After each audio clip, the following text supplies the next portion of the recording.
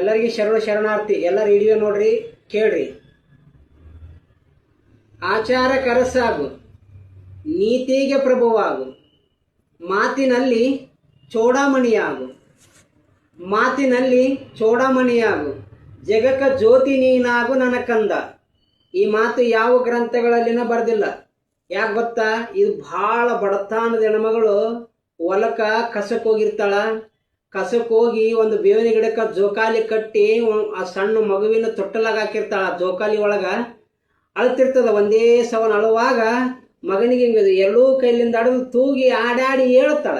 ಆಚಾರ ಕರಸಾಗು, ನೀತಿಗೆ ಪ್ರಭುವಾಗು, ಮಾತಿನಲ್ಲಿ ಚೂಡಾಮಣಿಯಾಗು, ಜಗಕ್ಕ ಜ್ಯೋತಿ ನೀನಾಗು ನನ್ನ ಕಂದ ಅಂತ ಹಿಂಗ ಆಡಿ ಹೇಳ್ತಾಳ ಮಗುವಿಗೆ ಏನಂತಾಳಂದ್ರ, ನೀ ಹಣವಂತನಾಗು ಅಂತೇಳಿಲ್ಲ.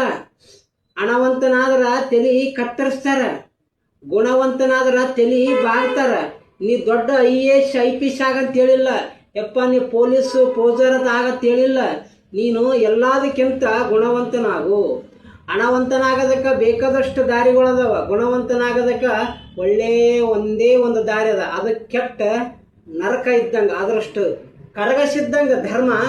ಹಿಂದವಾದ್ರೂ ಕೊಯ್ತೈತಿ, ಮುಂದೆ ಬಂದರೂ ಕೊಯ್ತೈತಿ. ಯಾಕಂದ್ರೆ ಭಾಳ ಕಷ್ಟ ಅದ ಧರ್ಮದ ದಾರಿಯನ್ನು ತುಳಿಬೇಕಾದ್ರೆ. ಅದಕ್ಕೇನದ, ನಿಮ್ಮೆಲ್ಲರಿಗೆ ದಯವಿಟ್ಟು ಹೇಳ್ತೀನಿ, ಎಲ್ಲರೂ ವಿಡಿಯೋ ನೋಡ್ರಿ. ಕರ್ಮಕ್ಕೆ 4 ದಿವಸ ನಗಸಿ ನೋಡ್ತದ, ಧರ್ಮಕ್ಕೆ 4 ದಿವಸ ಕಾಡಿಸಿ ನೋಡ್ತದ. ಈ ಸಂಸಾರದೊಳಗೆ ಎಲ್ಲರಿಗೆ ಕಷ್ಟನೇ ಅದ, ಯಾರಿಗೂ ಸುಖ ಇಲ್ಲ. ಸುಖ ಅನಿಸ್ತದ, ಸಾಸಿವೆ ಕಾಳಿನಷ್ಟು ಸುಖಕ್ಕಾಗಿ ಸಾಗರದಷ್ಟು ದುಃಖ ನೋಡ. ಅಕ್ಕ ಮಹಾದೇವಿ ತಾಯಿ ಹೇಳಿಲ್ಲ? ಅದಕ್ಕೇನದ, ಭಾಳ ದುಃಖ ಅದ ಅಂತೇಳಿ ಸಂಸಾರದೊಳಗೆ ಸದಾ ಕಾಲಕ್ಕೆ ಯಾವಾಗಲೂ ನಕ್ಕೋತೀರಿ. ಏನದ, ಭಗವಂತ ಕರೆದ್ರೆ ಈಗ ಕಣ್ಣು ಮುಚ್ಚಿ ಹೋಗ್ಬಿಡ್ತೇವೆ. ಇರತ್ತನ ಸಂತೋಷವಾಗಿ ಬದುಕ್ರಿ. ನಿಮ್ಮೆಲ್ಲರಿಗೆ ಶರಣಾರ್ಥಿ. ಸ್ವಲ್ಪ ದಯವಿಟ್ಟು ಲೈಕ್ ಮಾಡಿಬಿಡ್ರಿ.